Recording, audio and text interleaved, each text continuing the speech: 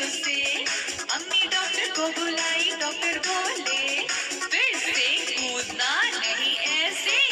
चार छोटे बंदर बिस्तर